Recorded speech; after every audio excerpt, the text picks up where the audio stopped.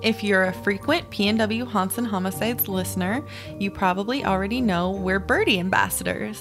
We wanted to take a quick moment to tell you a little bit more about this awesome product. Birdie is the modern personal safety alarm made for women by women. In a situation where you feel threatened or unsafe, you can simply activate Birdie's loud siren and flashing light to create a diversion. Birdie is perfect to carry anytime because the device is lightweight and comes in a variety of colors. So important. Use our ambassador link and coupon code P&W Haunts and Homicides to receive 10% off your purchase. Like our social media handles, the coupon code is all spelled out, no special characters. You can find the link and promo code in our show notes or P&W Haunts and Homicides link tree. Have a safe-ass day!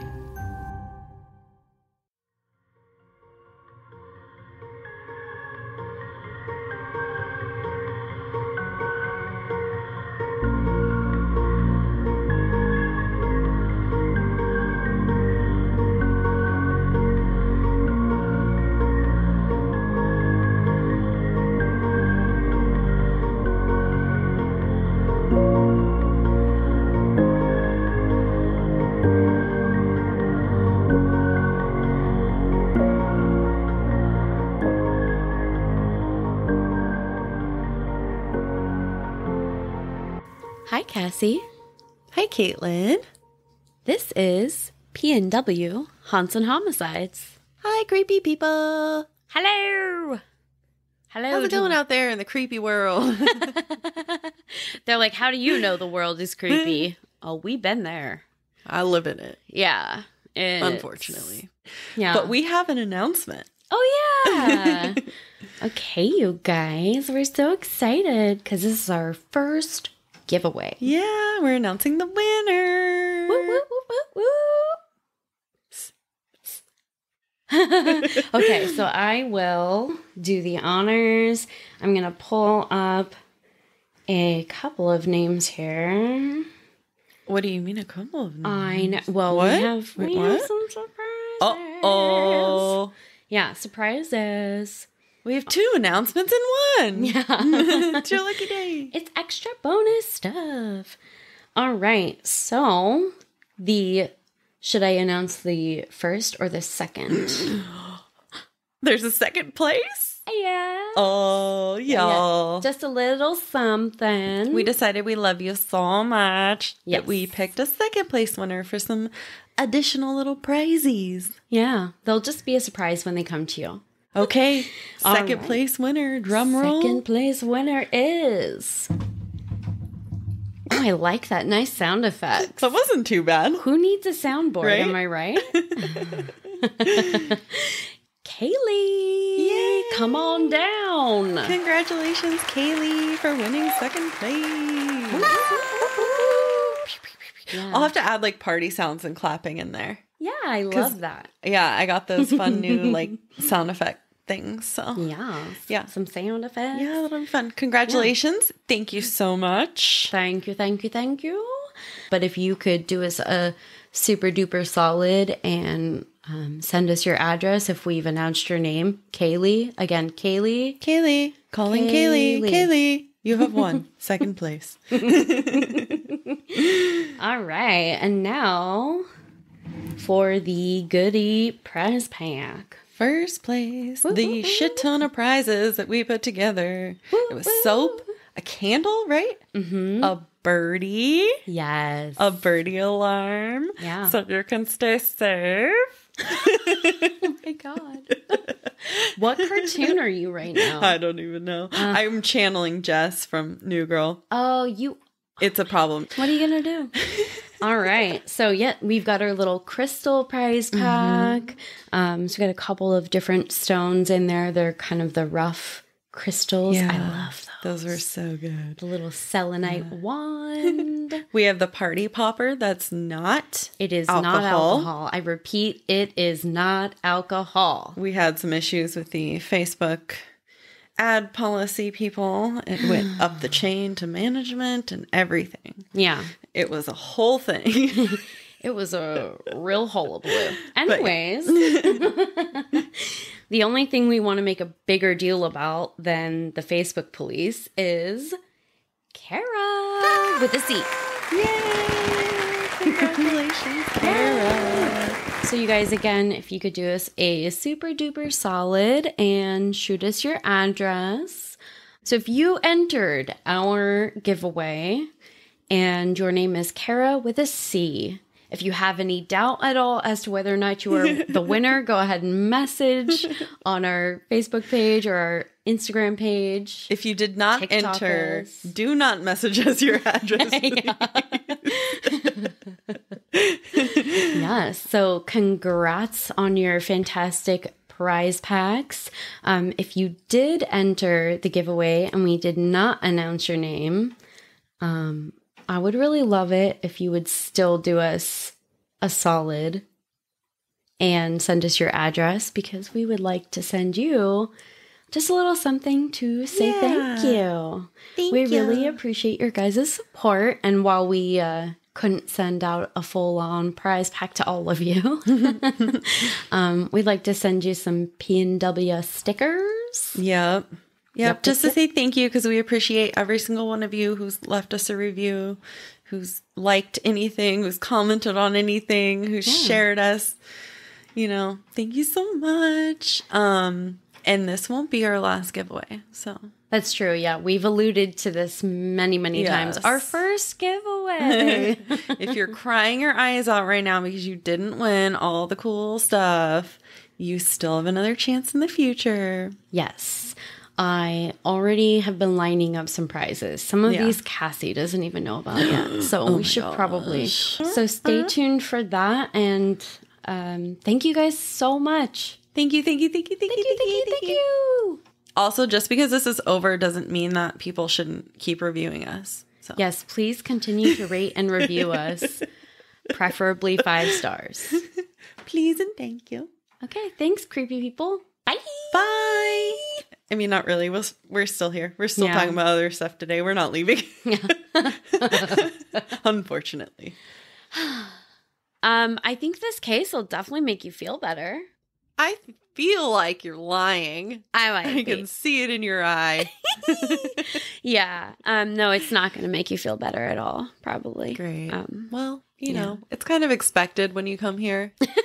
Yeah, I guess. Homicide. Yeah. This one's particularly dark. So just a heads up on that. The title, I think, will probably give it away because I've been workshopping that bitch. So here we go. You know, the only problem about doing a podcast about your neck of the woods is now you're very hyper aware of everything terrible that has happened in your neck of the woods. Yeah. What the fuck were we thinking? I don't know. I'm fine. Everything's fine. All right.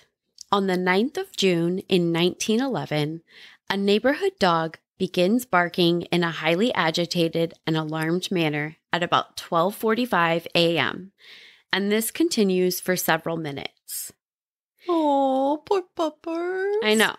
The dog's going to be fine. Just good. Okay. You know, I'm worried about it. I know. I can see Cassie's face and she's very worried about the dog. He's fine. Everything else is really up in the air, but the dog's okay. Also 1911. Oh my gosh. Wow. Yes. It's old timey. Ooh. Yes.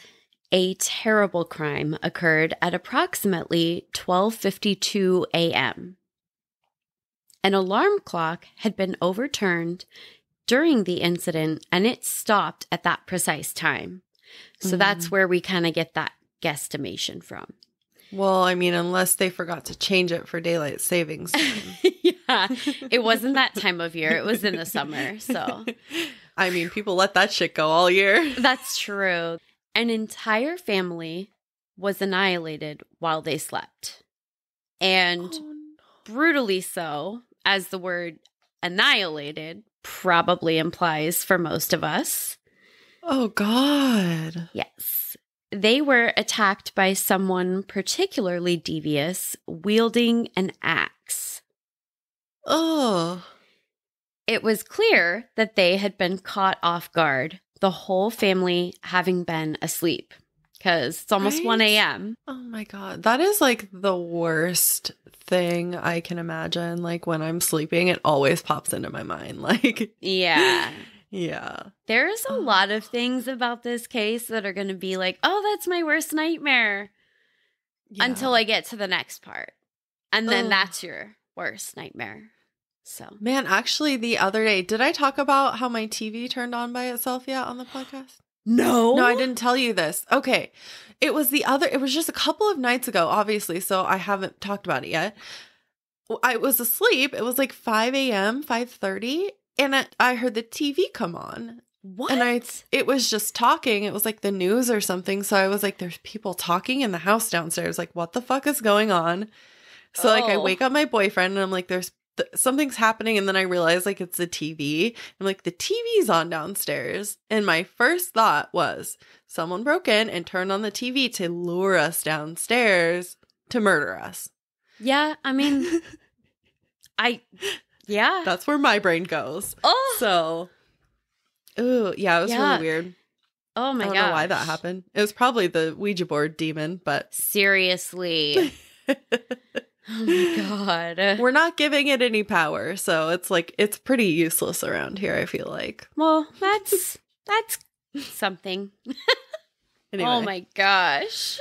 Now, if you're someone that consumes a lot of true crime content and also someone who has a decent memory for numbers and dates, your ears may have perked up right off the bat. Ooh. Mine didn't. Yeah. I have no memory for dates. Well, this is a pretty significant one. It relates to another crime. So. Oh. But I'm literally going to spoil it right now. I'm going to tell you. Okay. It's not a spoiler because it's just that time. Now, if you guessed that we'd be talking about the Villisca axe murders, I could hardly blame you because the Villisca axe murders took place on a Sunday, June 9th, 1912 in Iowa. God. Literally a year later. Mm-hmm. Wow. Yeah. Ooh. But if that's what you guessed, you'd be dead wrong. They're like, this is not P&W. Yeah. I don't know. I think Iowa's a little outside our purview typically, but a little bit. Sometimes we stretch, but not that far. Yes. Whereas the case we're talking about today takes place a year prior in Oregon, obviously. Yay.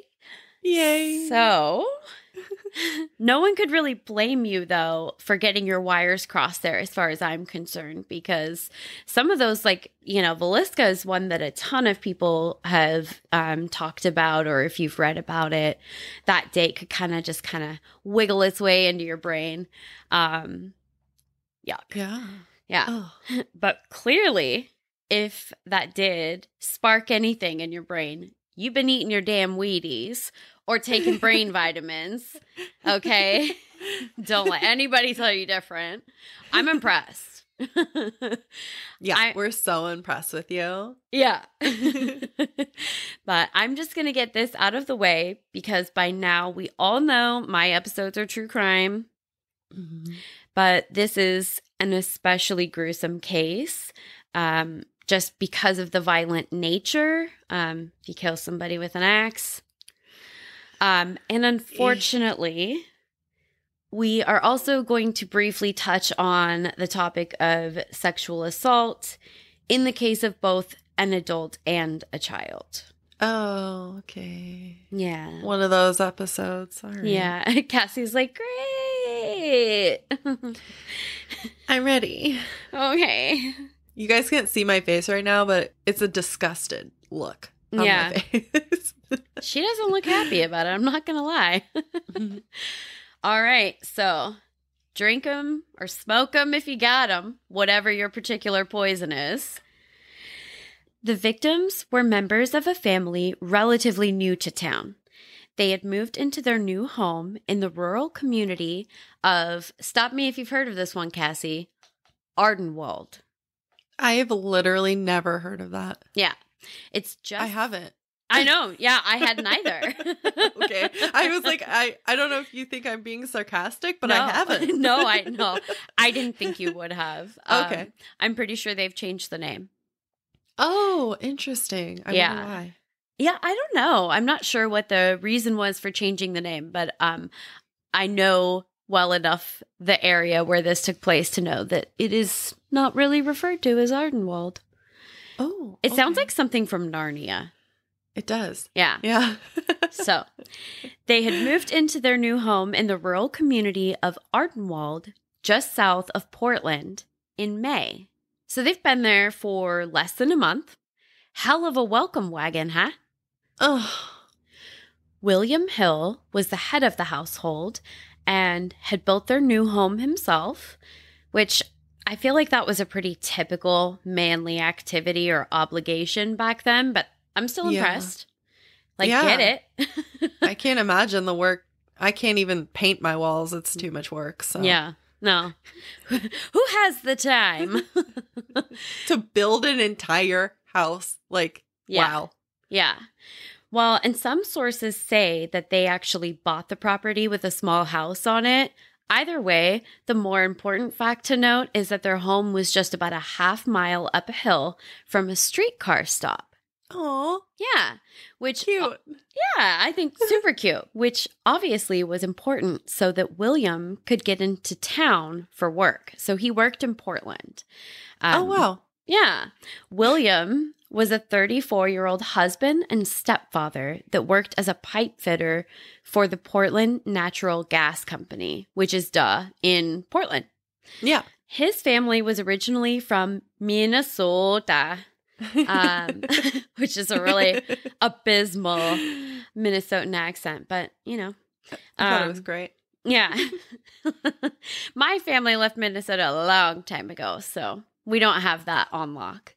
But he had lived in Snohomish County, which is where he was believed to have met Ruth. So his lovely wife, Ruth, had lived in Salt Lake City previously, and she brought 2 young children from a previous marriage into their little old-timey blended family. Aww. Yeah. It's so sweet, and I fucking hate it. I know. Oh. Ruth Hill, known previously as Ruth Cowing, was 33. And don't worry, it sounds like the authorities did their due diligence and cleared the ex-husband/children's bio dad. That was literally going to be my question. The husband did it. The first husband. Yeah. Yeah. Apparently, this gal, though, was pretty la-ti-da. Both her father and her brother were successful lawyers in the city of Portland, so she was reportedly the one that had purchased the plot of land that William would build their family's new home on. Nice, yeah. Women in power. I know. Let the women do the things. Mm-hmm.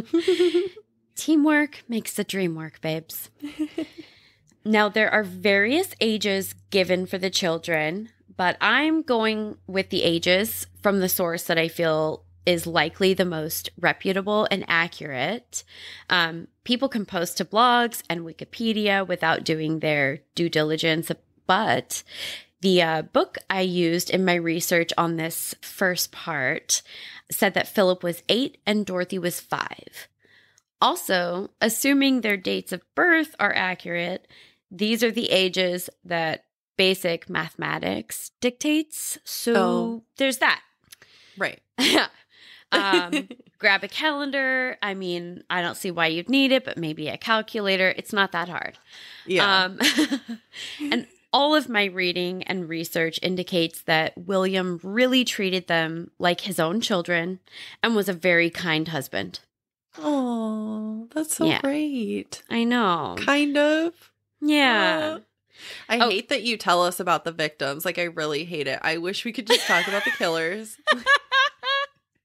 Because I fall in love with these people and oh my God. It's really hard. You're like, unpopular opinion.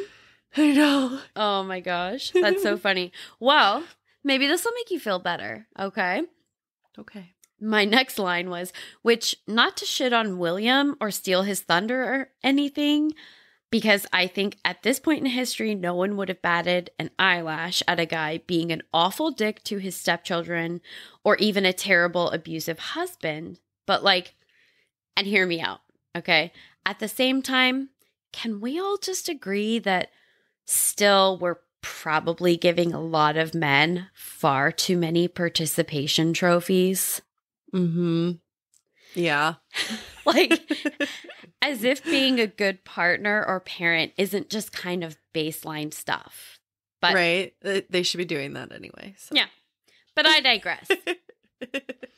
Anyway, some commentary I read for the case said that the home they all lived in was built clearly with the intent to add on for the growing family. That William... If you fucking tell me that she was pregnant when she died, I'm leaving. I'm leaving. No, it was built with the intent to add on for the growing family that William and Ruth were said to have desired.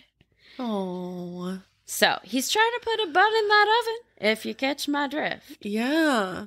Well, it seemed like he really liked kids, too, if he adopted hers, and loved them as his own. Yeah, which is great because I didn't really add anything about this in there, but it sounds like their dad was a real piece of shit. Oh, great. But I do feel better when I remember that he too is dead. I mean, it's been over 100 years, so. Yeah, okay. Yeah. But still.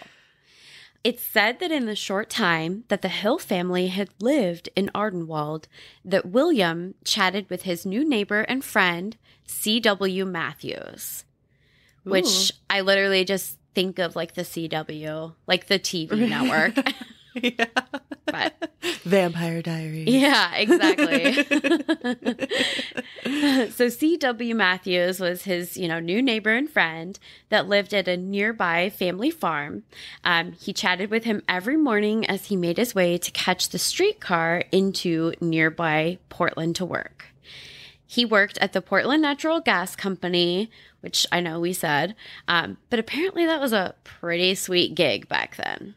So now we can probably assume that the couple didn't have any money problems, since Ruth was from a well-off family and William likely collected a decent salary. So we're kind of trying to address some of the things that the police would later look at.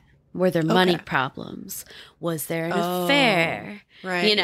All the stereotypical stuff. So meanwhile, during these daily chats with his friend CW, CW would just be doing farm stuff, I guess, like milking his cow. I don't really have a ton of other examples, but you get the idea. Farm stuff, milking a cow. Yeah.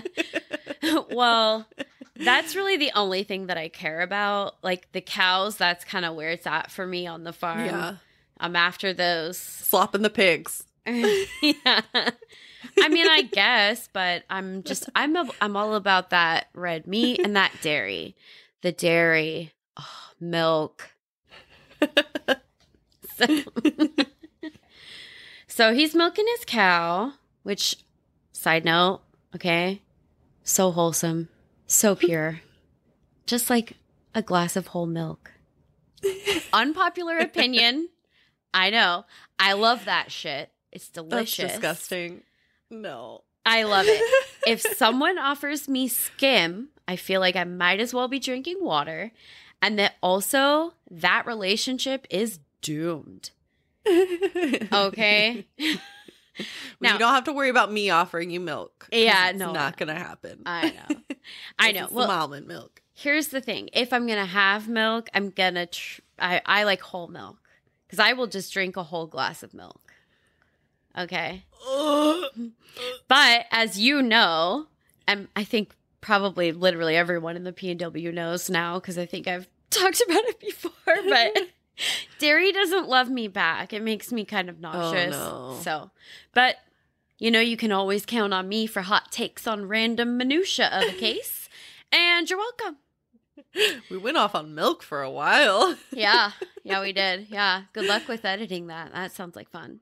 But getting back to our story on a non-dairy front, on June 9th, William didn't have his daily chat with CW.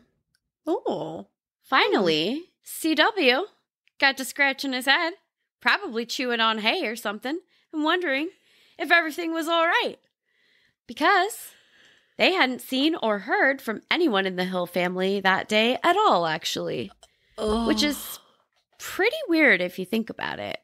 Yeah, it's not good. It's not like in 1911 you're just going to pick up and like get on a plane and go on a vacation, right? Exactly. I don't know when planes were invented, but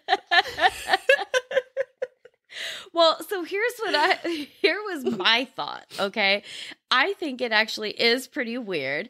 It's not like they're just staying in and binge watching Making a Murderer for the third time. Yeah, that too. Yeah. And ordering Uber Eats. Yeah. Like, people generally left their houses, kind of like we all did, at least sometimes, before some of us became late in life homebodies due to quarantine.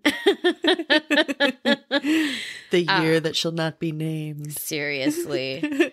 So, I mean, the Spanish flu, as it would be referred to, wouldn't even hit the scene until 1918. So, again, me and CW are over here like, what gives, Hill family? Where you at? Come watch me milk my cow.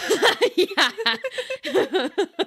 Apparently he needs to be supervised for that. So, Mrs. Sarah Matthews, CW's wife, which only half the source material used her name because misogyny, internalized outright or otherwise, is still alive in modern writing, I guess.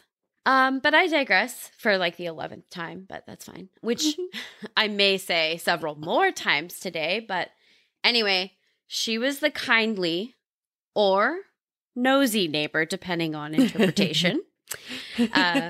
She walked over to the house at the suggestion of her husband, CW, at around 8 a.m.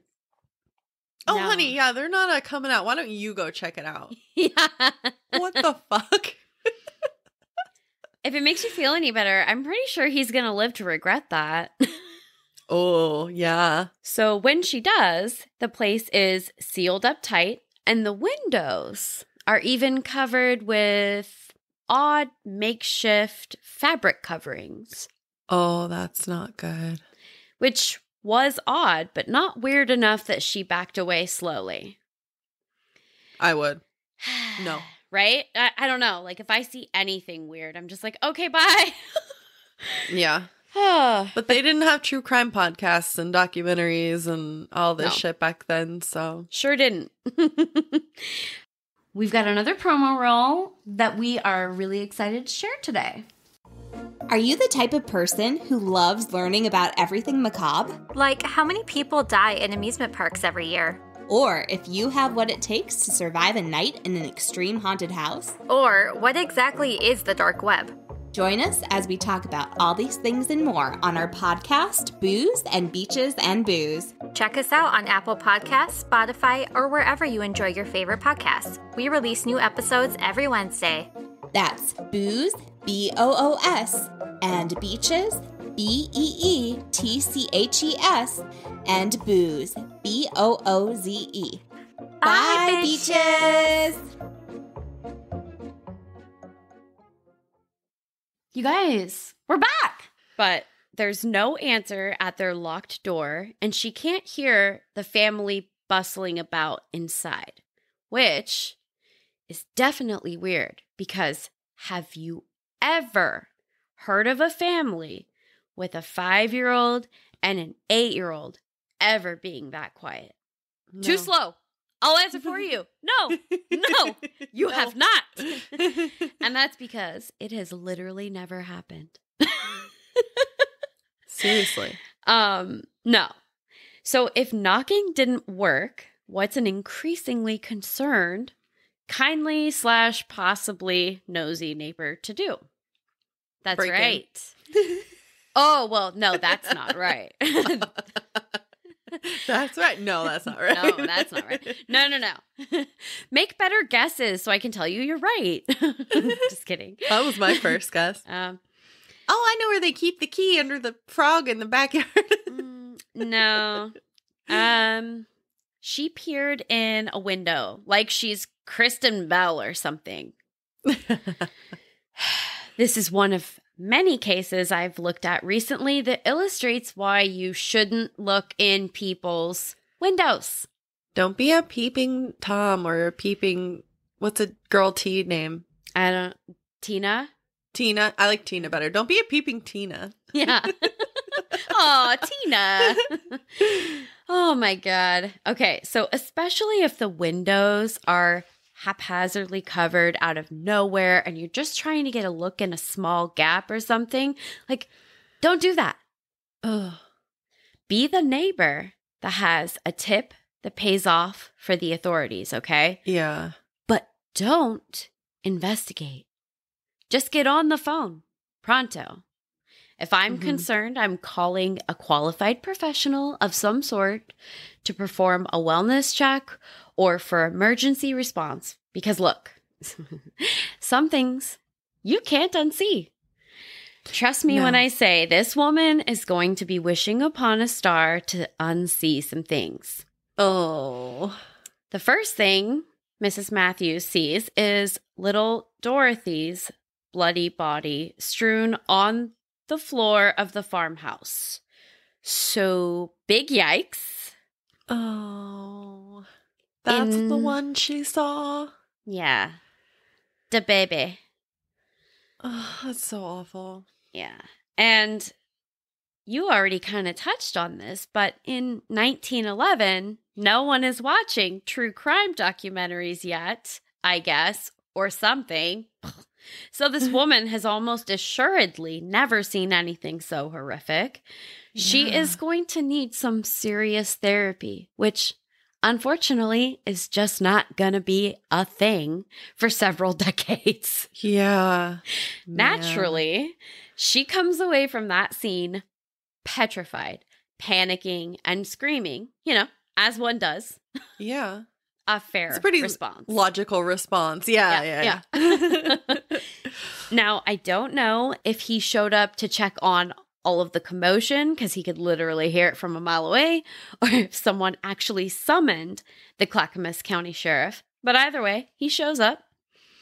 Not sure what the average response time to an emergency situation or crime scene was back then, but I'm pretty sure CW is regretting his decision to send the missus over to investigate. Oh, yeah. So, not a good move. No, not at all. I mean, he was too busy milking his cow. Yeah, he couldn't get away from the cow. Yeah, lot to unpack there. The Clackamas County Sheriff at this time was Ernest T. Mass. He was elected in 1911. So I'm not exaggerating when I say this job was brand spanking new to him. Wow. Which is, of course, less than ideal for what would go down as one of the most gruesome murder scenes in Oregon history. Man, what a nice like an entry prize. What am I trying to say? Oh, his orientation was not going well. Yeah. Oh my God. Oh my gosh. Obviously, in 1911, this crime scene was certifiably bonks and 100% blood-curdling, but let me just lead with the fact that his handling of the case was clearly considered a bit of a bungle because he lost the next election. Uh-oh. Yeah. So, there's that. The guy made a bit of a comeback eventually, though. He was reelected in 1925, and when he retired in 1941, he was, at the time, the longest-serving Clackamas County Sheriff. Oh, yeah. Interesting. So, I guess he he's made up for something, or? Eventually he was like, hey, guys, sorry, that was my first murder, okay? Yeah. You can't judge me on my first murder. Yeah, exactly. Yeah. But back to his bumbling throughout the case. After the case didn't just solve itself within a few days, he called the famous bloodhound, Brady, down from Seattle on June 18th. Wow. It took him a couple of days, huh? Yeah, but obviously enough time had passed that this wasn't a huge help. Because, pretty sure anything else in an investigation, it helps to get a jump on things right away. Shoulda, coulda, woulda. All right, enough spoilers. We're just going to talk about the crime scene now. Okay. Yeah. Okay. It was discovered upon entry into the home for further investigation that it wasn't just Dorothy who had been killed. But you all knew that already. Now, remember, they did not have what is now considered the conventional wisdom of our time. The husband did it. But they could clearly see that William's entire family had sadly been killed. And he officially becomes suspect number 1. Oh. So they didn't have the memes and the t-shirts from Etsy, but they instinctively understood that in an instance where the whole family winds up murdered in a particularly savage manner, it's probably better to be safe than sorry and take a look at the man of the house. Yeah, especially if they don't see him right away. Yep. Well, that didn't last long because, as it turns out, Ruth and William's bodies were just so tangled together that what had looked like only 3 victims that they had assumed was just the wife and kids was really just a very confusing and graphic amalgamation of their brutalized bodies. So, oh my God. Let that sink in, because obviously that's terrifying and a hell of a way to establish an alibi. I don't want it to sink in. Yeah, that's ideally not how you want to establish your innocence of the crime. Oh my gosh. Either way, now we're all having the same terrible nightmare together forever. Again, you're so welcome. I know, it's real. It's pretty nar-nar. I mean, obviously a crime scene where the family is axe murdered isn't going to be pretty. No. But that's pretty shocking. I wasn't expecting that. I thought he would just be in a different part of the house, you know? Absolutely, yeah. While we're on the topic of William, let's discuss what happened to him and then, of course, the rest of the Hill family. He had been bludgeoned in the head with the blunt side of the axe, apparently killing him before he could wake to witness the beating and hacking of the entirety of the family as it ensued. Which, on the one hand, is a small mercy, I guess, just never having woken to the horror of what was happening to his family. But also, he couldn't do anything to protect them. Yeah, I'm assuming that's why you took him out first. Right, exactly. I mean, there's no good way to be murdered, but at least we can hang on to hope that he didn't suffer. And like you said, literally in my notes, next sentence, I mean, it also kind of makes sense that if you're going to try to kill an entire family in a really gruesome way, probably you are going to start by taking out the person who can likely offer the most resistance first. Yeah. What a bad person. Yeah, not a good person, for sure. He's bad, but also not good. If you didn't figure that out. Yeah. In case that was in any way unclear. If that was a gray area for you. Yeah. Clear that up. Unfortunately, it appears that it's very possible that Ruth did wake up amidst the attack, but she stood very little chance of being able to fight off this monster. I say very possible just because the state of forensic science being what it was at the time, I think it would be difficult to state certain things like this definitively with 100% certainty. Most of the source material does say that law enforcement said that, yes, she had been awoken by the attack. I never found anything that any other type of physical evidence that more clearly explained why they thought that. So, but I literally, mean, their bodies sounded so like destroyed that how would you know? Right. And that's It'd be kind very of difficult. Yeah, that's kind of where my head goes. Yeah. But literally something like this happening in the middle of the night is every woman's nightmare, I think. She was killed relatively quickly as well, with 2 blows from the axe-wielding maniac. We don't know whether the children woke up, possibly having overheard the attack on their mother and stepfather. I kind of hope they slept through all of this, even though I think it's so too. Unlikely. Especially if Ruth had woken up and, if she presented any sort of resistance or put up a fight at all. I think it's unlikely that the kids basically sleeping in the same room with them wouldn't have heard something and woken up, because these older farmhouse, the style of them is that you don't really have separate rooms. A lot of them, what was common was they kind of have little partitions. So, and it was small. They were brand new to that area. They hadn't had a chance to, add on to the house for the buns in the oven. So Philip was hacked to death. So it's, blows to the body that I have to imagine probably just resulted in enough trauma to organs or enough eventual blood loss. So, yeah. And if that wasn't bad enough, reportedly, this heinous person kept Dorothy alive and sexually assaulted her before eventually killing her. Bloody fingerprints were found on her little body. That's so awful. Yeah.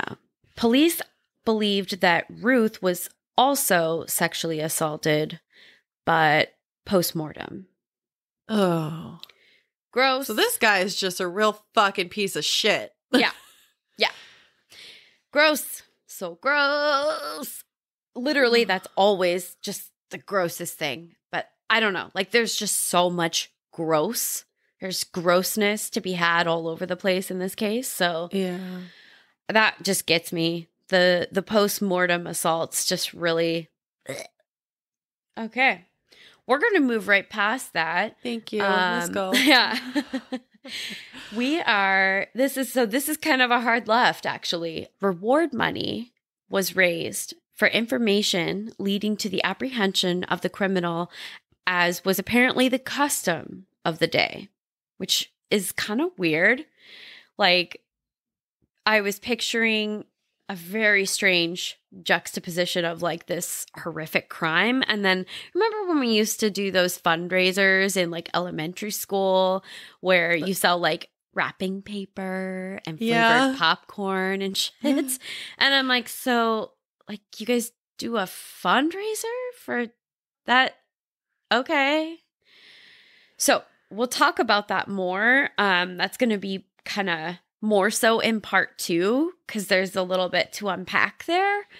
Okay. Did you say this was a 2-parter in the beginning? I didn't, but I literally, the next part of my notes. So, okay. Oh, yeah. And there's going to be a part 2 in all of this madness. There's actually going to be a lot of parts. You'll see. Ooh, a lot of parts. Oh, that's a poor choice of words. I'm sorry, guys. Poor choice of words. She didn't mean to. But it might take a slightly different form than some of our typical case series have. That's all for now on that front. I'm not telling you anymore. You can't get it out of me. What if I put a spider on you? Well, then I will run away screaming and light the house on fire. Right now, I just want to impress upon you the straight up massive amount of dollars and cents that was gathered for the cause. So, $1,770 in funds was gathered by a combination of private citizens and local businesses, such as William's employer at the time of his death, Portland Gas.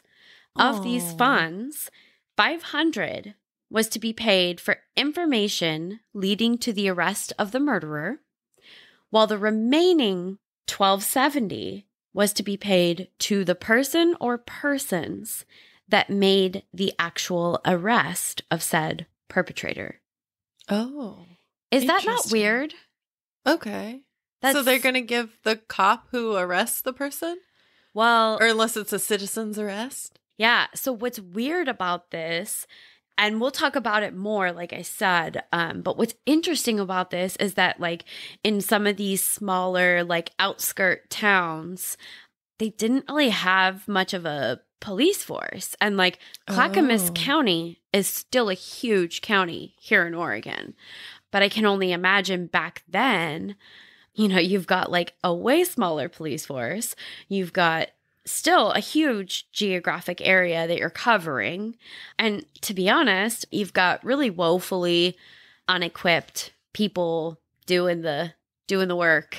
Yeah. So I just think it's really interesting because I think what it alludes to is the assumption is that there's a very good chance that, yeah, this may not be law enforcement that ends up apprehending this person. Wow. So it's kind of wild. Crazy. It's very counterintuitive to, like, what you would, you know, see these days.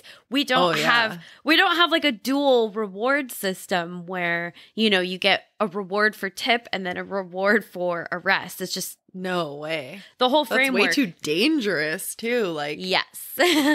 It's a murderer. Like, what do you think you're gonna do going up against a murderer?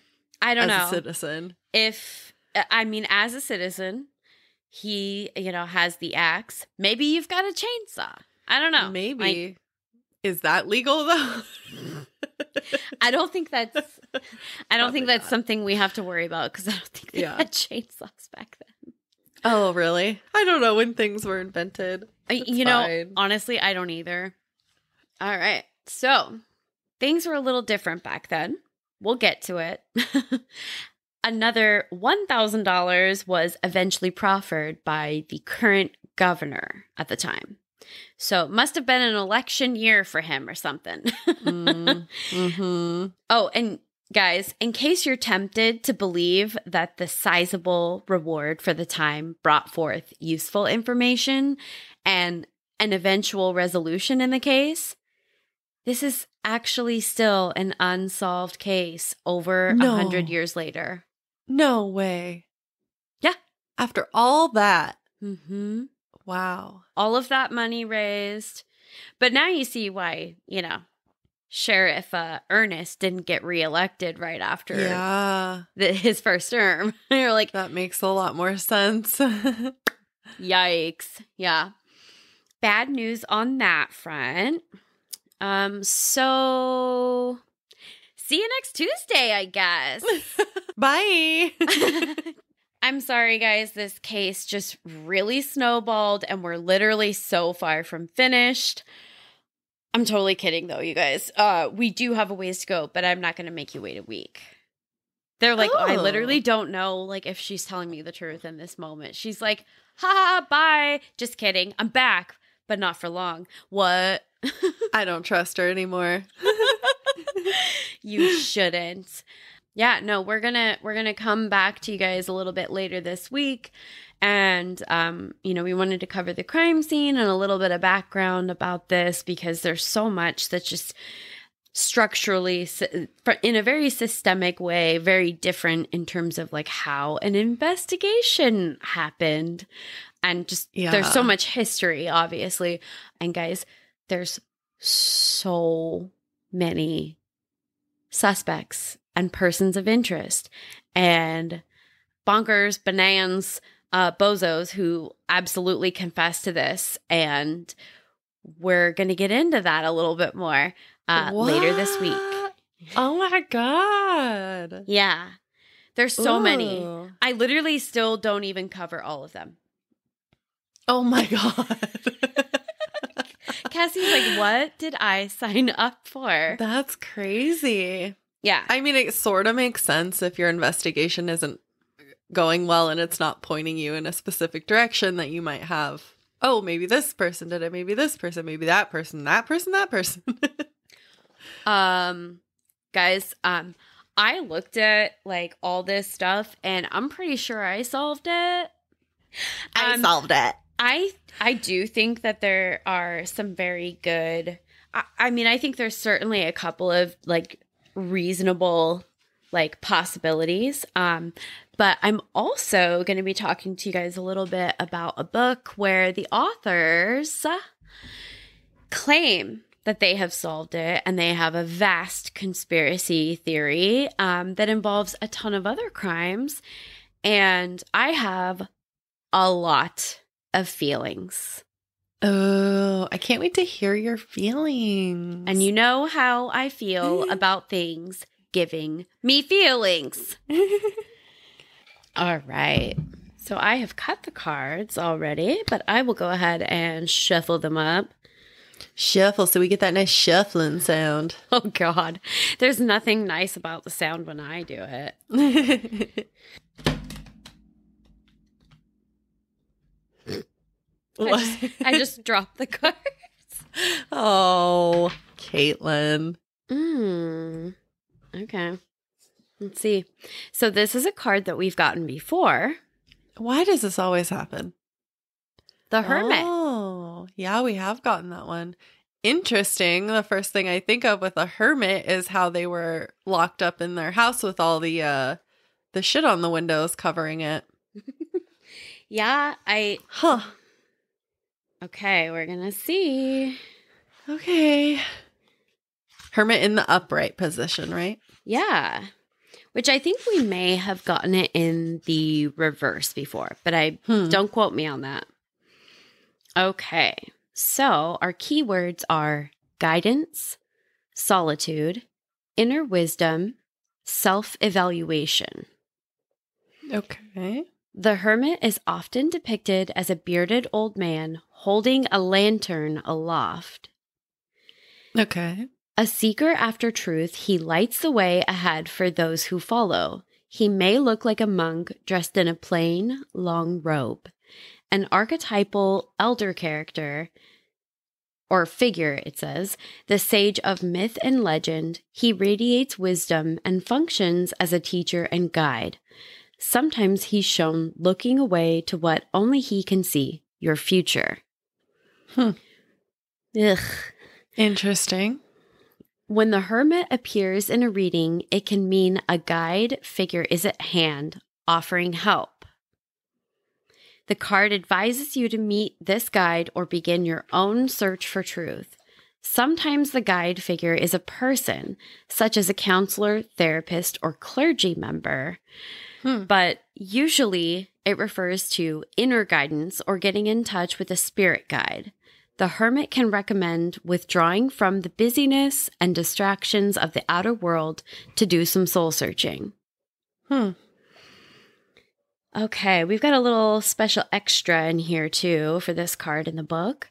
The hermit is often linked with Father Time or Saturn. The planet astrologers connect with obstacles and lessons that come up during the course of our lives. As such, he reminds you to be patient and brutally honest with yourself as you work to gain perspective. I feel like the sheriff might have needed this. Oh, man. What's interesting to me about that is, remember, we talked about at the very beginning of the episode, the clock. And it's saying this is like linked with Father Time. I just got like, oh my God, I have so many chills. Ooh. I don't know. That might be a little bit of a, I don't know. We'll have to see what else the card has to say to see if that's maybe the... Interesting. Well, I also picked out that you said something about a therapist, and we were literally talking about how what was it? Peeping Tina needed a therapist afterwards. Yes. Yeah, she was definitely going to need some therapy. Okay, so in the upright position, the interpretation says, remember the saying, when the student is ready, the teacher appears. No, I don't remember that, and I don't like it in the context of this case so far. Yeah. Okay, when this card is upright, you may be looking for guidance from the invisible world. You want to gain perspective on your life, and you're open to the inner guidance that's available to you. The time has come to reunite with the source, whether for guidance, to discover the truth, or to establish inner balance. We're literally trying to discover the truth of an unsolved case. Wow. Okay. In a reading about money, the hermit offers guidance in a financial matter. He may encourage you to seek counsel from someone wiser or more experienced than yourself. Sometimes this card represents turning away from material things to follow a spiritual path. This is interesting because this is definitely, well, we're going to talk more about it in the next section, so I won't. Yeah, I was going to say, wasn't it. that was one of the things, like money problems you said that they were like looking into? Yeah, and I mean, basically, the whole investigation just kind of looked for like those easy, typical scapegoats, and they weren't finding it. And just as they are today, and probably even more so back then, like a stranger killing was extremely rare. Yeah. Definitely more so back then, I would think. Ooh. If the reading is about your job, the hermit may indicate withdrawing from the hectic pace of the work-a-day world. You seek solitude, wisdom, and inner peace. This card can also mean leaving a job or a company and going your own way independently. Not in the way that you want. Yeah. Well, that's interesting, though, because like 2 people left their jobs, right? Yeah, William. And then the sheriff later. Yeah, that's interesting. I feel like there's kind of some bits and pieces of each of these so far that, yeah, it's not given us a whole lot. It's given us just little tidbits. Yeah. In a reading about love, you may feel a need for some time alone to discover things about yourself and your path in life. The hermit can also indicate a need for more independence or self-reliance in a relationship. There's one more little short quote here. If the doors of perception were cleansed, everything would appear to man as it is, infinite. I don't know how I feel about that. It's interesting, I think, in the context of this having been a crime where like all of the windows are covered up. Yeah. The door is locked. And we'll find out that that's not an anomaly. Oh. Yeah, I think it's really, really interesting how this card just has like little words here and there that we've literally said or like have talked about, or like I feel like the definitions themselves aren't really like giving too much away, but like just the words and sayings and stuff are just like relating to literally words that we have spoken. Yeah. It's really weird. As we talk more about this other book that I delved into for my research, I think this last quote will kind of maybe have a little bit more resonance because, like I say, it's not an anomaly what was happening with the doors and windows. Wow. So we'll have to come back to it in the next. Yeah, maybe. I'm not going to get to every single thing that I've read about or learned about through the course of my research, but the lantern that's pictured in this card is significant from another case that's believed to be part of this vast conspiracy. What? Ooh, show the card again. Let's get a good look at it. Yeah, our Modern Witch Tarot, she does not have a lantern in this See. depiction. Okay. But maybe what I'll do is pull from my traditional tarot deck, and so we can you can kind of see what that looks like in kind of one of the more traditional decks. The fact that it's a hermit also.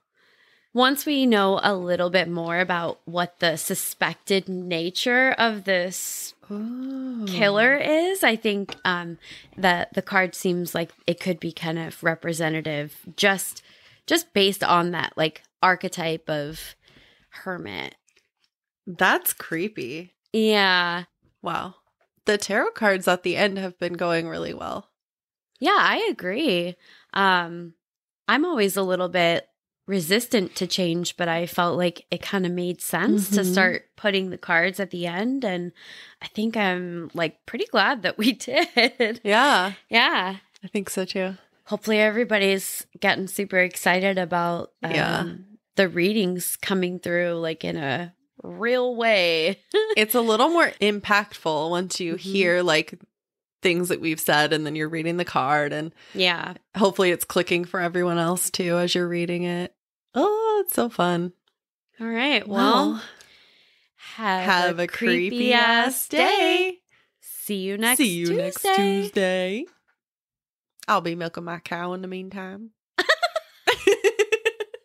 my God.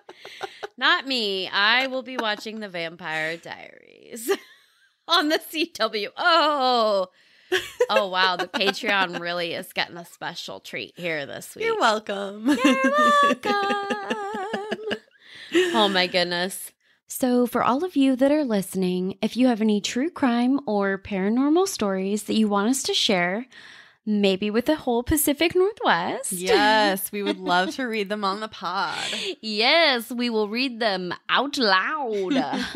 Not just in our heads. Yes. They don't have to be from the Pacific Northwest if you would like to share. Email us at pnwhauntsandhomicides@gmail.com. It's all spelled out, no special characters. Super duper easy peasy. Follow us on Instagram and Facebook. Same thing as the email at pnwhauntsandhomicides, all spelled out, no special characters. Please also rate and review us on whatever platform you're listening to, and check out our stories on social media because our meme game is hot.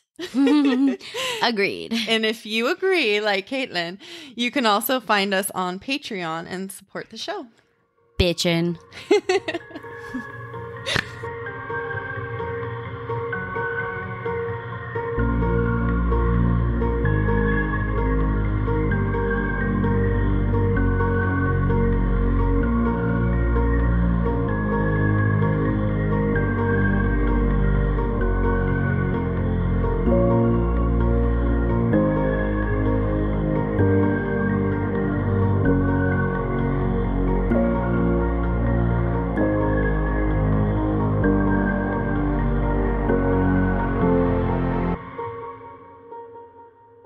Want, like in New Girl, you know, they have like the douche jar.